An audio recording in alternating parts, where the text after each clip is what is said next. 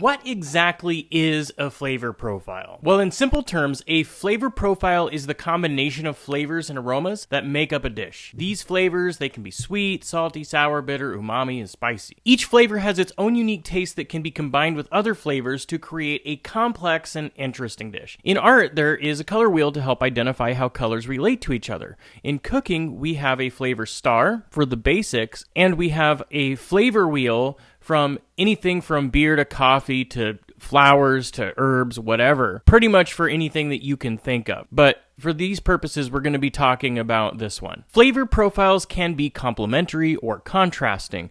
Complementary flavors are things that work well together and enhance each other. For example, sweet and savory flavors will often complement each other, but on the other hand, contrasting flavors are those that create a balance of flavors in a dish. Adding a sour component to a sweet dish can create a balanced flavor profile. With sweet and savory, you often need to bridge the flavor to make the dish come together. Just throwing blackberries onto venison, for example, isn't good enough. But if you take those blackberries and turn it into a sauce and add an acid to that sauce like balsamic vinegar, that acid creates a bridge to bring the flavors together and keep it from being one-dimensional. So it's also important to understand how different flavors will relate to each other. For example, salt is often used to enhance the flavor of a dish, but too much salt can overpower other flavors. Similarly, sour can balance out sweetness, while bitter flavors can add complexity to a dish. Bitter flavors can be all kinds of different things. Usually they're going to be dark leafy greens and stuff like that. Umami, which is often described as savory or meaty flavor, can add depth to a dish.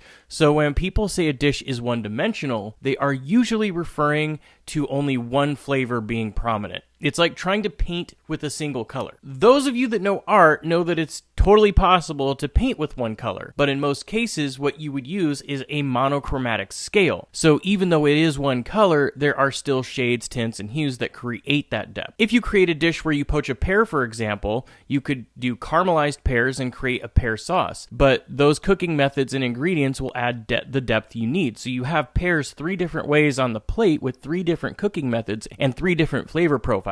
Next, let's talk about the importance of salt. Salt is a crucial component of flavor profiles and is often used to enhance the flavors of a dish. MSG does the same thing. However, it's important to use salt in moderation because obviously too much salt can overpower other flavors and ruin the dish. As a line cook or chef, it's important to taste your dish as you go and adjust the seasonings as you need. You can always add more, but it's way harder to fix an overseasoned dish. Just taste and adjust, the line cook's version of measure twice, cut once. Let's discuss some common mistakes that people make when it comes to flavor profiles. One common mistake is obviously using too much salt, but you could also use too much of other seasonings. Common seasonings that people will overuse will be things like cumin, ginger, garlic, cloves, nutmeg, allspice, those types of things. These can easily overpower other flavors in the dish, and with the ones I listed, a little bit goes a long way. Another mistake is not balancing out flavors properly, which can leave a dish feeling one-dimensional, as we previously discussed with the blackberry venison thing. It's important to taste your dish as you go and make adjustments as you need to create a well-rounded flavor profile. Ultimately, understanding flavor profiles is absolutely essential for any line cook, anybody that's in the cooking industry, or even if you just want to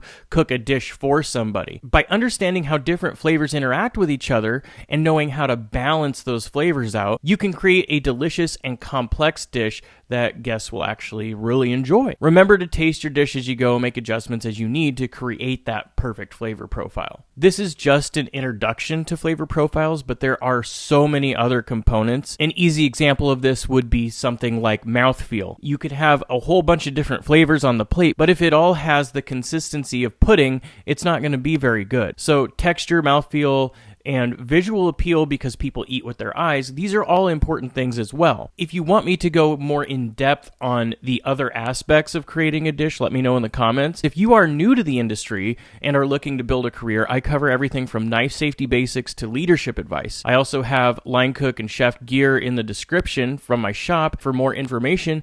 Watch the videos that should be showing up on the screen right now, but otherwise, you guys have an awesome day, and I'll see you on the next one. Peace.